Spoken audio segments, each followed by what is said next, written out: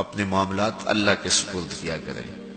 لیکن ان سب کے باوجود اگر مشکلات آ جاتی ہیں تو کوئی بات نہیں، مشکلیں آزمائشیں یہ اللہ کی طرف سے نبیوں کو آئی ہیں۔ حضرت امام رازی نے لکھا ہے کہ مکے سے لے کر طائف تک 70 ایسے نبیوں کی قبریں ہیں جن کی وفات صرف بھوک کی وجہ سے ہوئی۔ تو ہم ایک دن کا فاقہ آ جائے، تھوڑا سا کاروبار نرم ہو جائے تو بابوں کے پاس بھاگ کے اللہ کے ساتھ شریک ٹھہرنے لگ جاتے ہیں۔ کیوں؟ کس وجہ سے؟ آزمائش سہیں، برداشت کریں۔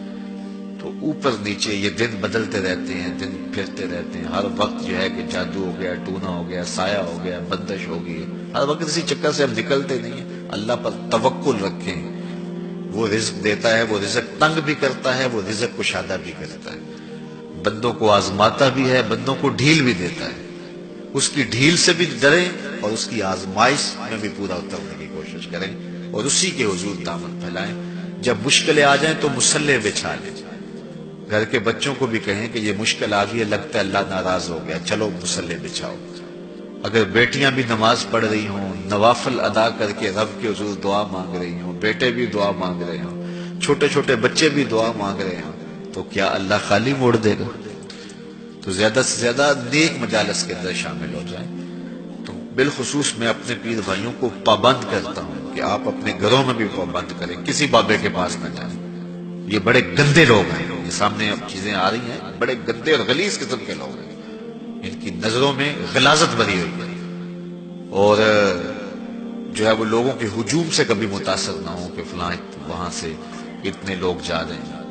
لا یصیر الباطل حقا بکثرت المتمسکین بہ، اگر کسی جھوٹ کے ساتھ، کسی باطل کے ساتھ زیادہ لوگ وابستہ ہو جائیں تو اس وابستگی سے باطل حق نہیں ہو جاتا۔ لوگ کہتے ہیں جی اتنے لوگ آ رہے ہیں، کچھ ہے تو آ رہے ہیں، تو جو بت خانے میں جا رہے ہیں اتنے لوگ تو کچھ ہیں تو جا رہے ہیں، کیا مطلب یہ کوئی اب معیار ہے؟ تو جہلا کا جمع ہونا، جہلا کا کہیں جانا، یہ معیار نہیں ہے۔ معیار جو اللہ رسول نے دیا ہے ہمارے نزدیک بس وہی ہے۔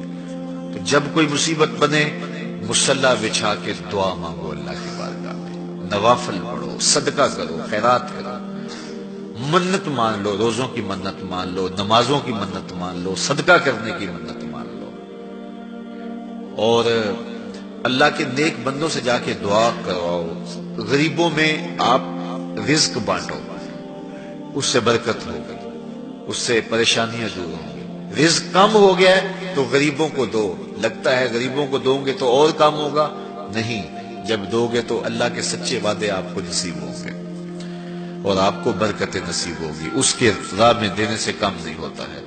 اس لیے میں خاص طور پہ یہ باتیں اس لیے کر رہا ہوں کہ ان دنوں کے اندر بہت زیادہ جو ہے وہ اس طرح کے لوگ ہیں اور مختلف جو ہے وہ چینلز کے اوپر ان کو سامنے لایا جا رہا ہے۔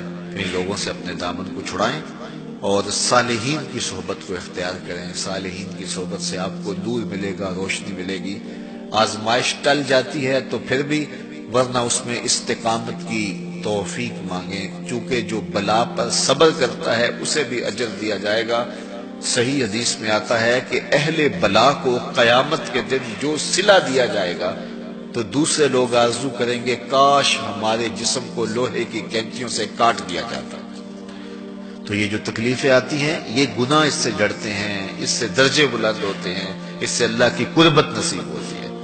تو مصیبت آئی تو بابے کے پاس بھاگ گئے، جو فاسق اور فاجر اور مشرکانہ عقائد رکھتا ہے اس کے پاس بھاگ گئے، تو پھر ایک مصیبت بھی صحیح اور ایک اپنا ایمان بھی اجاڑا۔ اس لیے اس مصیبت سے جو باطنی فوائد ملیں گے، جو روحانی مرتبے بلند ہوں گے، ان کو حاصل کریں۔ تو غیرت کے ساتھ جینے کا ڈھب ہم سیکھیں، مت ایسے لوگوں کے پاس جائیں۔